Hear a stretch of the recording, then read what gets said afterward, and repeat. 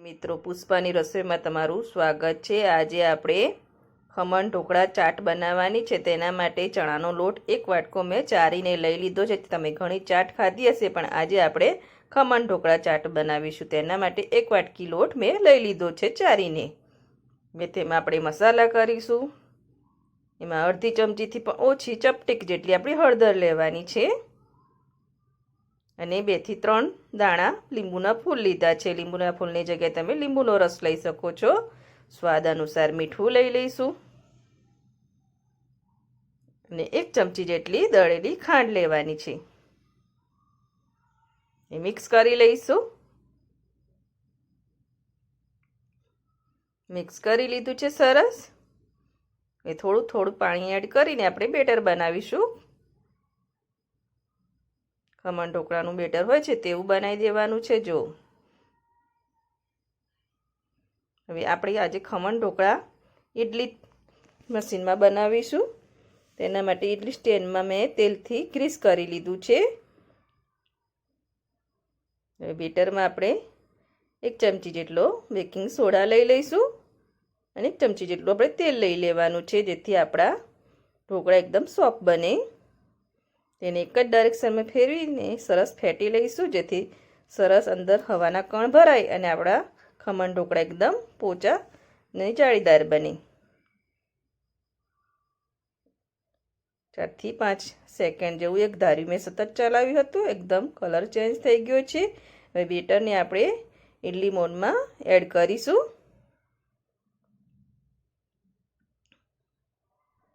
આવતી ઇડલી મોડમાં લઈ લેવાના છે। બધા મોડમાં આપણે આવતી બેટર એડ કરી દઈશું।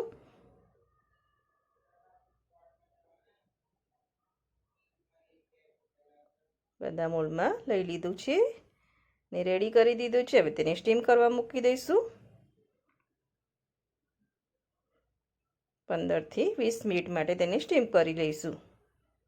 15 થી 20 મિનિટ થઈ ગઈ છે અને સ્ટીમ કરીને મેં મોડ પણ કરી લીધા છે। એકદમ પોચા અને જાળીદાર આપણા ખમણ ઢોકળા બનીને રેડી થઈ ગયા છે। હવે તેનો વઘાર કરવાનો છે। તેના માટે કઢાઈ લઈ લીધી છે અને 1 ચમચી જેટલું મેં તેલ લીધું છે। તેલને ગરમ થવા દઈશું। અડધી ચમચી જેટલી રાઈ લઈ લઈશું અને 2 થી 3 લીલા મરચાં ઝીણા ઝીણા કટ કરી લીધા છે।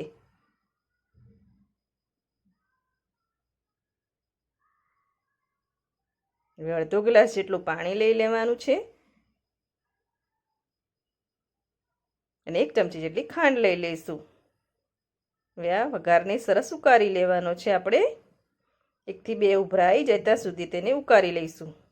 1 થી 2 ઉભરા આવી ગયા છે। સરસ આપણું વઘાર ઉકળી ગયો છે।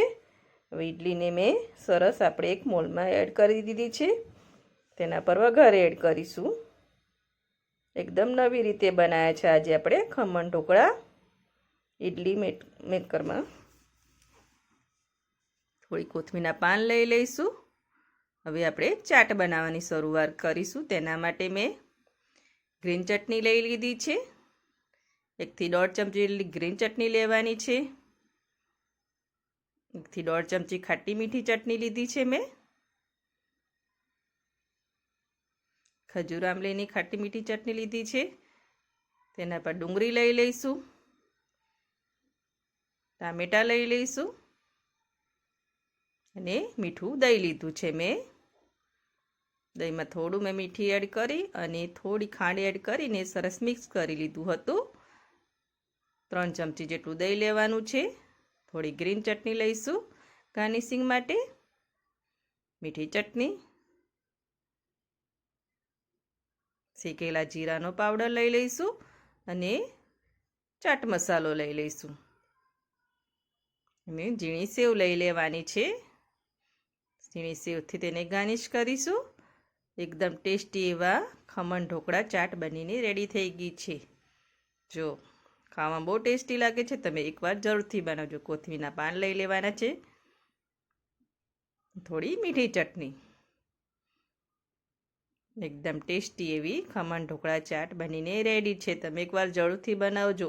તમે ઘણી ચાટ ખાધી હશે, પણ એકવાર તમે ખમણ ઢોકળા ચાટ બનાવજો। ખાવામાં બહુ ટેસ્ટી લાગે છે ને એકદમ નવી ચાટ છે અને જો તમને મારી આ નવી ચાટની રેસીપી ગમતી હોય તો મારા વિડીયોને લાઇક કરજો, સબસ્ક્રાઈબ કરજો અને બેલ આઇકન જરૂરથી દબાવજો. ખમણ ઢોકળા ચાટ બનીને રેડી છે.